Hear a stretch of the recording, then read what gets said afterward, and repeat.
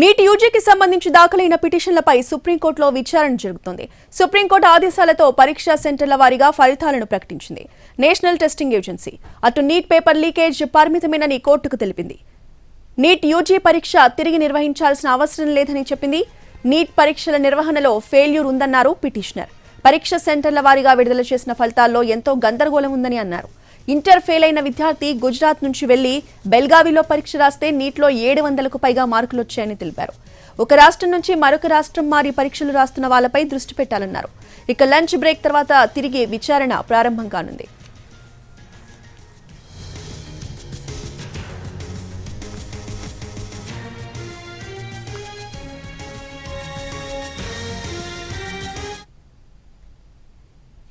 Neat యూజీకి సంబంధించి దాఖలైన పిటిషన్లపై సుప్రీంకోర్టులో విచారణ జరుగుతోంది.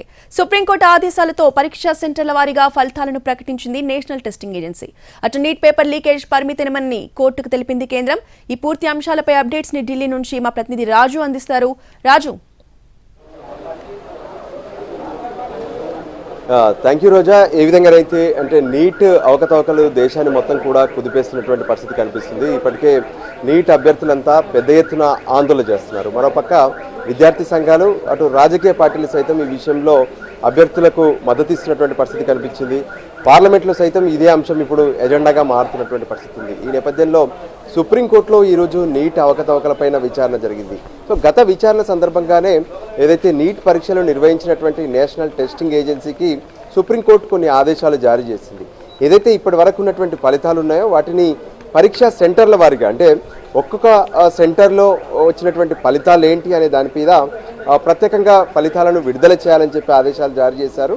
దానికి అనుగుణంగానే నిన్న మధ్యాహ్నం 12 గంటలకు ఆ ఫలితాలన్నింటినీ కూడా విడుదల చేస్తూ తమ వెబ్సైట్లో ఫలితాలన్నింటినీ కూడా పెట్టడం జరిగింది. అయితే ఈరోజు సుప్రీంకోర్టులో దీనికి సంబంధించినటువంటి కేసు విచారణ సందర్భంగా అంటే ఈ కేసును supreme court chief justice of India ధర్మాసనం విచారణ జరుపుతుంది. అయితే ఈ సందర్భంగా పిటిషనర్లు అంటే మొత్తం 38 మంది పిటిషనర్లు ఏదైతే రీటెస్ట్ నిర్వహించాలంటూ పిటిషన్లు దాఖలు చేశారు. వాళ్ళ పిటిషన్లపైన విచారణ కొనసాగుతున్నటువంటి క్రమంలో తాజాగా విడుదల చేసినటువంటి ఫలితాల్లో కూడా ఎంతో గందరగోళం నెలకొని ఉందని చెప్పి పిటిషనర్ వాదనలు వినిపించారు. అంతేకాదు గుజరాత్కు సంబంధించినటువంటి ఒక అభ్యర్థి తను ఇంటర్లో ఫెయిల్ అయితే అక్కడ ఎక్కడైతే బెల్గావిలో తను పరీక్ష రాసేందుకు వెళ్తే అక్కడ మాత్రం తనకు 705 మార్కులు లభించాయి. సో ఏదో ఒక గందరగోళం సిస్టమేటిక్ డిఫెక్ట్స్ అనేటివి ఈ నీట్ పరీక్షా విధానంలో కనిపిస్తున్నాయని చెప్పి పిటిషనర్ తన వాదనను వినిపించారు.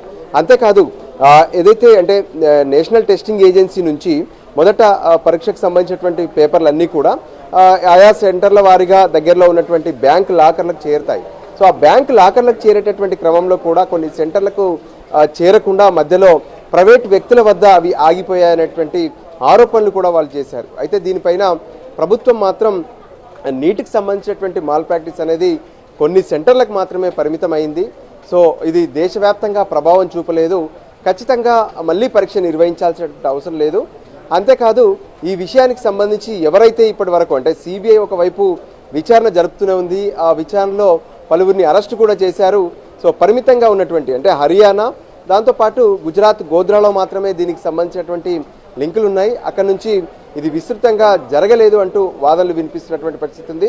సుప్రీంకోర్టు ధర్మాసనం సైతం ఏదైతే పరీక్ష రాసినటువంటి మొత్తం 24 లక్షల మందిని దృష్టిలో ఉంచుకొని ఒక నిర్ణయాన్ని వెలువరించాలని చెప్పి కూడా ప్రభుత్వం నుంచి వాదనలు వినిపించినటువంటి పరిస్థితి కనిపించింది. సో లంచ్ బ్రేక్ కావడంతో నీట్ వ్యవహారం పైన విచారణకు బ్రేక్ పడింది. సో లంచ్ తర్వాత మళ్ళీ 2 గంటలకు నీట్ వ్యవహారం పైన కొంతసేపు విచారణ జరగనుంది. ఆ తర్వాత సుప్రీంకోర్టు ధర్మాసనం దీనికి సంబంధించినటువంటి ఒక కీలక ఆదేశాలు అయితే జారీ చేసే అవకాశాలు కనిపిస్తున్నాయి. Roja. Right, thank you Raju.